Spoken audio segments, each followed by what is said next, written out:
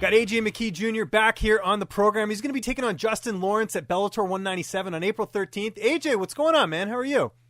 I'm chilling, man. Just got out of training. About to go up to the car shop, work on some cars, and then go back to practice again.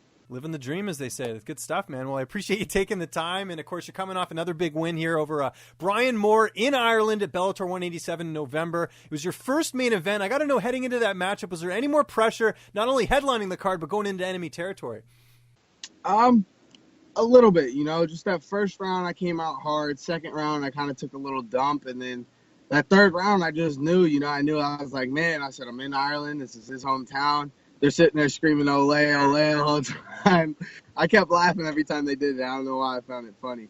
But I knew I had to dig deep and finish that fight. I didn't want to leave it in the judges' hands and let it go to that scorecard.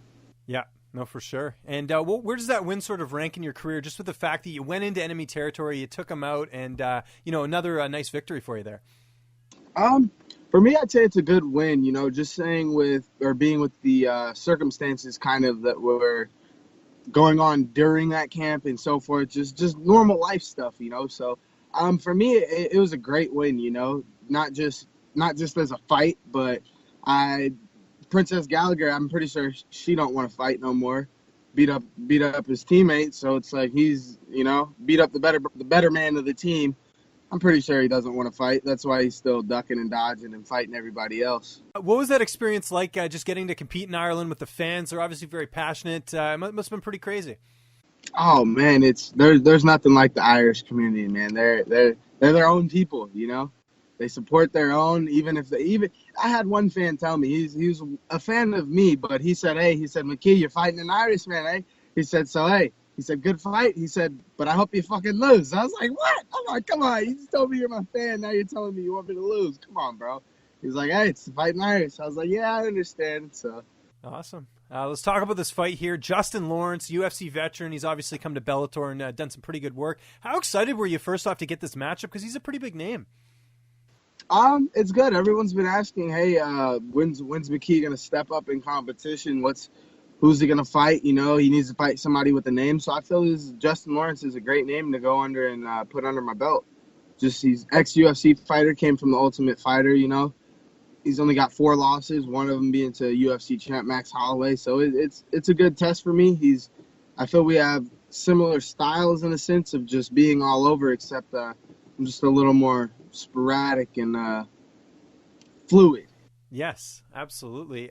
Does it also kind of add a little bit more that, he's from Lawrence MMA out in San Diego. You're obviously at the Body Shop. So I don't know. I know there's no rivalry there, but it's kind of staking claim in California. Oh, man, don't nobody want no rivalry with Body Shop. Body Shop's the #1 gym in this MMA game, baby. That's right. When somebody wants that real work, they come to Body Shop. Tyron Woodley, Rampage, anybody you could think of. When they want some real work, they're coming to Body Shop. And we got a stacked team of just young up-and-comers we call it the Bellator Takeover. We're taking over Bellator, so that's what we're doing. So is Tyron Woodley training there full-time now? I plead the fifth, but he's came in, he's been around, he's in and out. So we're talking a little. We'll see what he's doing. That's interesting. Good for you, man. That's awesome. You mentioned some of the guys over there that you train with. Obviously, there's Aaron Pico, there's Baby Slice, obviously your dad, Antonio McKee. Is that just sort of the usual cast of characters for this training camp, same guys that you train with? Yeah, Joey Davis, great 4-time NCAA champ. Then you got Aaron Pico, then you got Marlon McGee. We just got a room full of guys, People come in and out. Other people come in just to kind of test themselves, and then they leave mad because they got beat up by everybody. But it's like, hey, if you're getting beat up, that's the way you should practice, You always want to do better. That's good stuff. Obviously, this fight's, a ways away, but has the weight cut process, has that already started? Yeah, I started a weight cut about 2 weeks ago. Two weeks ago, just getting down, want to stay down and stay slim until I get it done. Stay about 10, 15 out, and then cut the last couple within the week of. And what are you missing right now during training camp that you can't eat?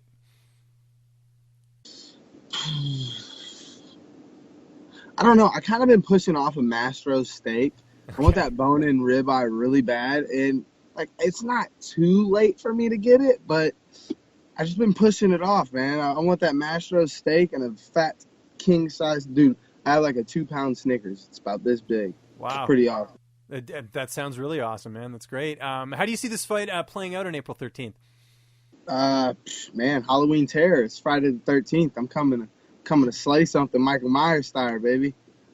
So it's gonna be fun.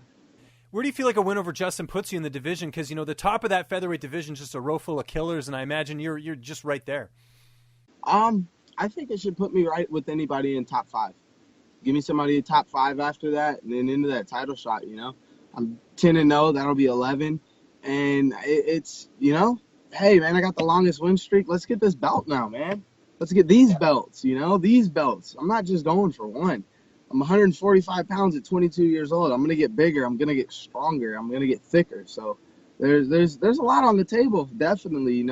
So I'm excited to be here. I'm excited to start really training and putting in full camps and showing people what I'm really at 100%. I've yet to really taken a fight at 100% with a full 8-week camp. This has been a full 8-week camp and just putting in nothing but work. So I'm excited. I'm excited to go in there and be able to push to a new pace. Good stuff, man. Want to switch gears a little bit here. The news that everyone's sort of talking about right now is Ronda Rousey making the move over to pro wrestling. What are your thoughts on that? Just as a fighter, seeing Ronda make that move over to pro wrestling. Well, we know she's good at entertaining and entertainment industry. We know she wasn't the best fighter, but hey, she was entertaining. The fighting wasn't for her. Maybe it could be, it couldn't be, but clearly it's not for her. So hey, she ran with the entertainment industry, and clearly she's good at that, and that's how she made her name. So I'm all on board with her doing what she's got to do. That's a smart move for her. Could we ever see the mercenary get into the wrestling ring at any point after fighting's over? Hey, we never know, man. It could be wrestling. It could be some movies. There might be a lot of stuff on that table. I'm so young in my career and my life. There's just so much I could think of doing that I want to accomplish and what I want to do. So it's just a matter of time and being patient and taking one stepping stone at a time. And that next stepping stone is Justin Lawrence right now. Do you ever pay attention at all to pro wrestling, or is that just something that's not really on your radar? I mean, when I was younger, Okay. Ric Flair and so forth. Yeah, I mean, when I was younger, what kid didn't watch WWE? No, for sure. The reason I say that is because you got a bit of personality. I wonder if that was sort of brought down from some pro wrestling at all.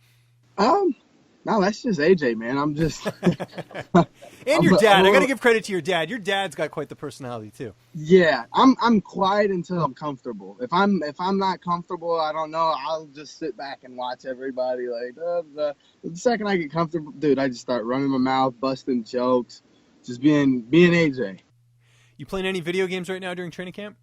Oh yeah, all the way. I just built a PC for PUBG, man. You gotta catch me on PUBG Live. Okay. So what type PUBG, of PC? What? How'd you build your PC? Like, what do you got in it? I'm a bit of a tech guy that way. What's? I'm not too techy, but I wanted speed, so I went 36 gigs of RAM. Wow. Oh, that'll be good. Well, is it like a gaming? Yeah. Is it like a specific gaming laptop or gaming desktop? Yeah, I went PC Windows 10. So I'm gonna do a little bit of editing as well on there, just to keep my hands busy. I honestly thought it was going to be more of a gaming computer, and honestly, I've been doing more editing than anything with Adobe. Dude, Adobe is just the business. That's what I'm going to be editing this interview on. I use Premiere, man. It's the best. Yeah, Adobe's.